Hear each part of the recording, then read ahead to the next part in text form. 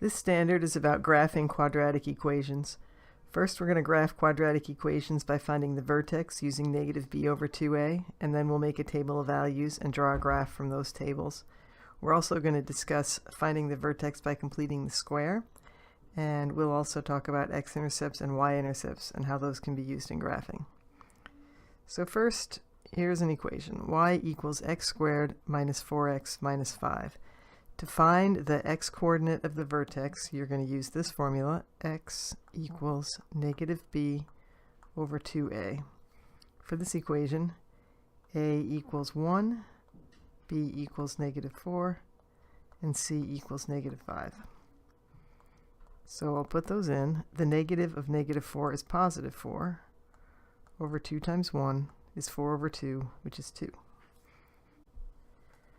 So now I'm going to make a table to put the x and y values in.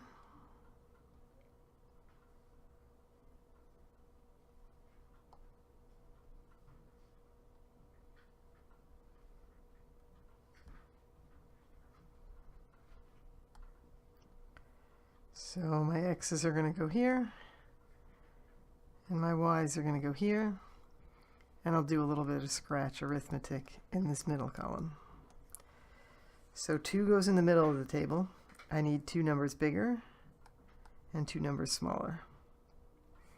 So I'm going to put 0 in place of x and see what I get. 0 squared minus 4 times 0 minus 5. That's just minus 5. If I put 1 in place of x, 1 squared minus 4 times 1 minus 5. 1 minus 4 is negative 3. Minus 5 is negative 8. 2 squared minus 4 times 2 minus 5. So that's 4 minus 8, which is negative 4 minus 5, negative 9. So I'd better get negative 8 and negative 5 for the other two. Let's see. 3 squared minus 4 times 3 minus 5. 9 minus 12 is negative 3 minus 5, negative 8. And last 4. 4 squared minus 4 times 4 minus 5. So that's 16 minus 16, and I'm just left with negative 5. Now let's graph these points. So if x is 0, y goes down to negative 5. 1, 2, 3, 4, 5. If x is 1, we're down to negative 8. 6, 7, 8. 2 goes down to negative 9. 3 is negative 8. And 4 is negative 5. So if you connect all those, they will make a parabola. So some important points in this parabola. This point here at the bottom, that's called the vertex. And you'll notice, if I draw on this better, this parabola is symmetric. It's the same on the left as the right. And you can draw a line right down the middle of this thing. And that line is called the axis of symmetry.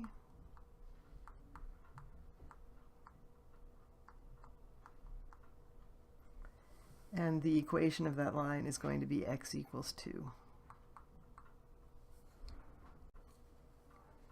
Next, we'll graph this equation by completing the square. So the equation was y equals x squared minus 4x minus 5. When we complete the square, we'll be able to find the vertex of the equation very easily, and then we can make a quick sketch by using some symmetry. So to complete the square, I'm going to leave a little space here and then subtract 5. So we completed the square when we solved. Maybe you remember the procedure. You take half of this number. Half of negative 4 is negative 2. And then you square negative 2 and you get 4. So I'm going to add 4. And I can't just add 4. In order to make this side of the equation work out, I'm also going to have to subtract 4. So I added 4 and subtracted 4 on the same side, so I didn't change anything about the equation. So now I completed the square in these first terms here. So those are the same as x minus 2 quantity squared. And then I subtract 9 because that's what 5 minus 4 is. So now how do you find the vertex from this? This equation is in vertex form, or sometimes called AHK form, because the general way to write it would be a times x minus h squared plus k. So what h is in this equation is the x coordinate of the vertex, and k is the y coordinate. And a tells you about how thin or thick the parabola is. So if you look at this equation here, h is 2, because x minus h is the same as x minus 2. And k is negative 9, because minus 9 is in the same place as plus k. That means the vertex for this parabola is at 2, negative 9. And if you remember from the last slide, that is the same coordinate we found there. So I can make a graph of this thing. I'm just going to make a sketch here.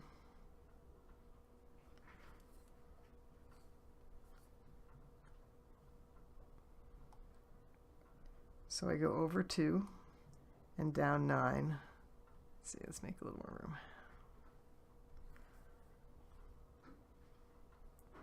1, 2, 3, 4, 5, 6, 7, 8, 9. All right, so there's the vertex.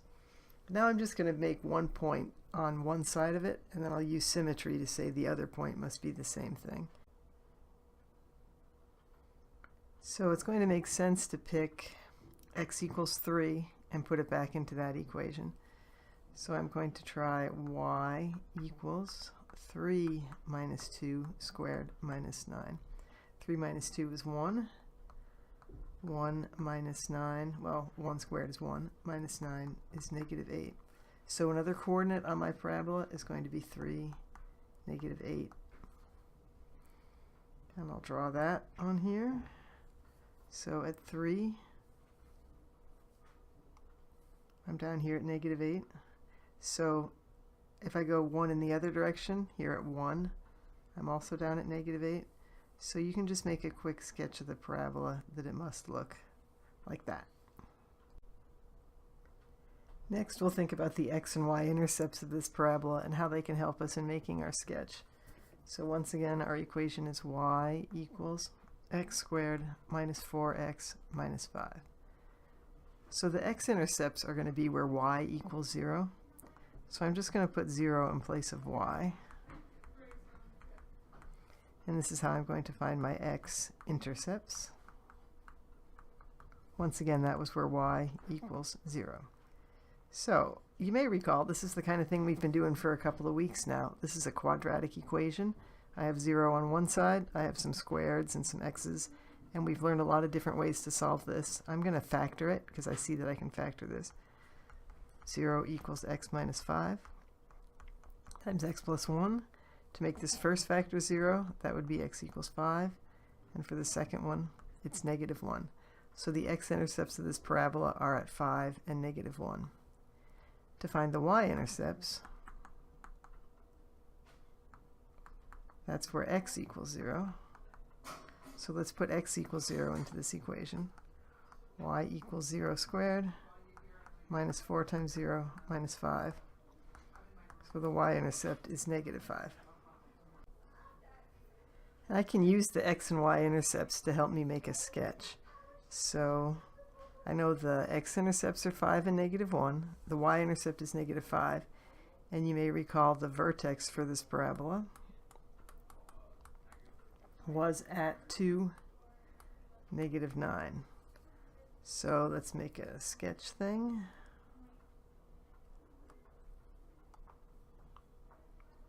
Let's do this because I know a lot of the action's down in the negative part. So the x-intercepts are 5, 1, 2, 3, 4, 5, and negative 1. The y-intercepts at negative 5, 1, 2, 3, 4, 5. And the vertex is at 2, negative 9. So let's keep going down here. 6, 7, 8, 9. The vertex is over here. So this all kind of makes sense. The vertex is going up like this. It'll go through that point. On its way up to the other x-intercept, it's going to go through y equals 5. And there's your parabola. So everything kind of makes sense. The x-intercepts, the y-intercept, and the vertex all hang together.